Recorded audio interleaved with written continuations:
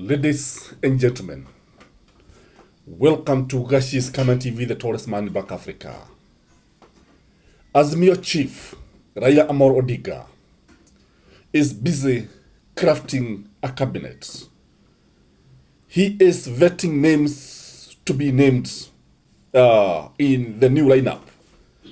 William Samoei Ruto is expected to form a government of national unity. William Samoei Ruto on Wednesday met Mount Kenya leaders to prepare them for the impending lineup. Raila has been given a free hand to name half of the cabinet. Kalonzo has distanced himself from this. NAK Kenya leader Martha Karua has also distanced herself from this unpopular move. Kenyans have also distanced themselves from this move. But surprisingly, ODM politicians are in this move and in this arrangement. Some of them are even expected to resign so that they can be nominated in the new lineup. Ladies and gentlemen, I want us to look at what this means. What does Raila's entry into government means? What does Raila Ruto government means as far as the politics of this country is concerned? Before I give a critical analysis of the new development, ladies and gentlemen, if you have never subscribed to this channel, take this 1 second and subscribe to this fast growing channel. Again, our members, I want to thank you for the way you have always supported this channel by liking, commenting, and even interacting. And at this juncture, I request you one thing. Please like this video. So what does this new arrangement mean? Number one, it means the death of Azimio.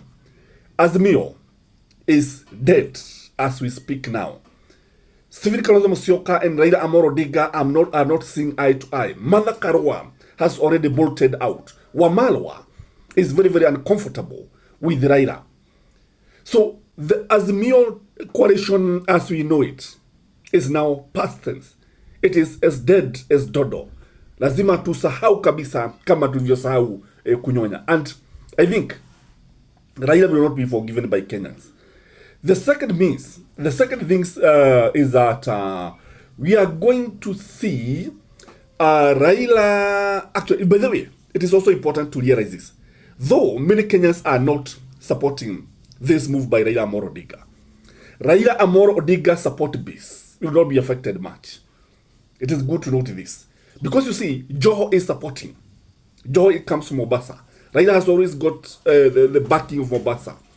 Nyanza is there. Oparanya is there. And you see, Oparanya is there, Mudavadi is there, or Andre Eugene is not there. Sifuna is there. So I don't see Raila Amolo Odinga's base being very much affected. That's the funny thing about this arrangement. Because you see, when you look at Kalonzo's support base, you know, Raila has been getting the Kaba vote courtesy of Stephen Kalonzo Musyoka. So I don't see Raila's supporters abandoning him en masse. Okay, he's going to lose so many people because many of us will not be very easy to convince us that Raila is doing the right thing. But his support base is likely to remain intact. The other thing is that we are going to see the return of Pentagon. Pentagon without Stephen Kalonzo Musyoka. And you see, the coming of the Pentagon would mean that the Kikuyus are likely to be isolated. Kikuyus are likely to be on their own. And we are going to have a deputy who is in office, but powerful without authority. That's the funny thing. Gachagua, you know, the funny thing is that Gachagua has managed to demonize the people, the leaders of Mount Kenya. Whether rightly or wrongly, he has managed to portray them as evil spirits. And he has succeeded so well.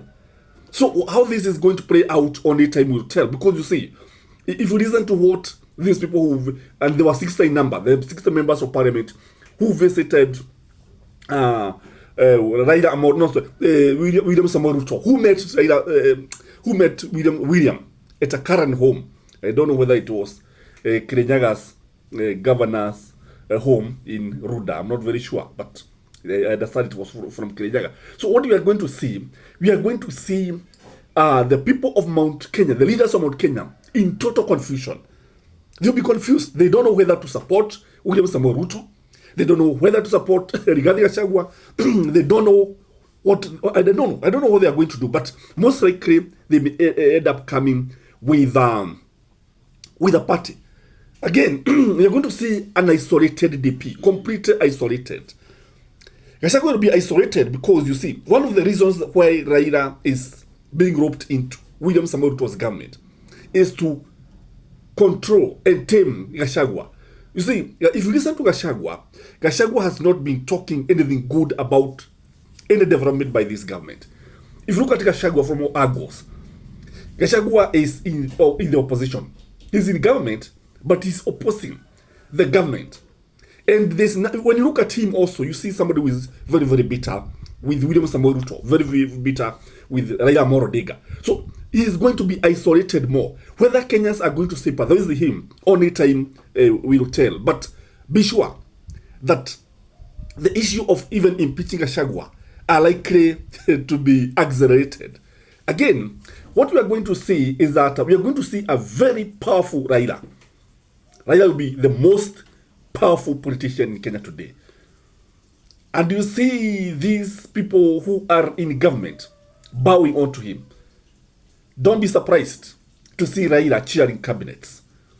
Don't be surprised to see, people are saying that we are going to have two centers of power. But what will happen is that Raila will have the power, but Ruto will have the authority.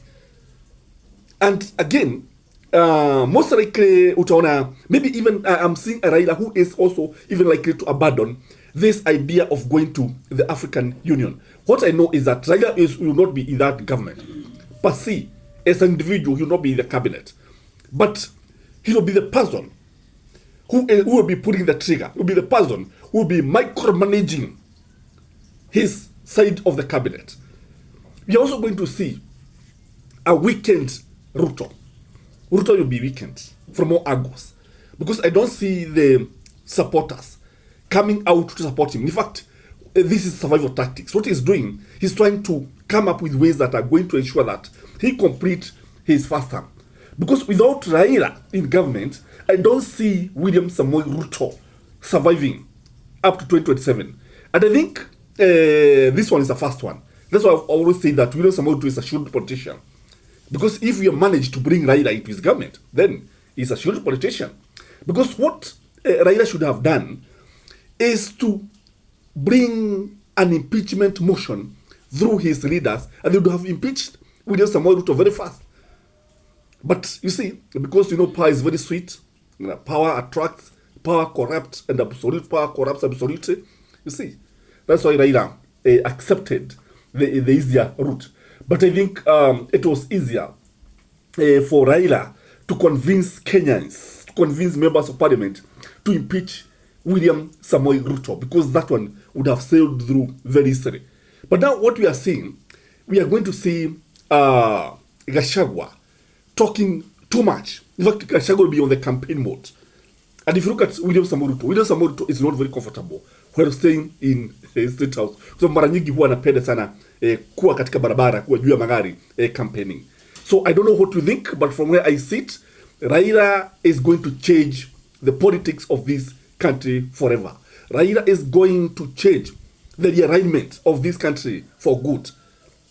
I don't know where some of these people will go, but from where I sit, things change so fast. A day in politics is just too long. Never curse a day before the sunset. Bye-bye.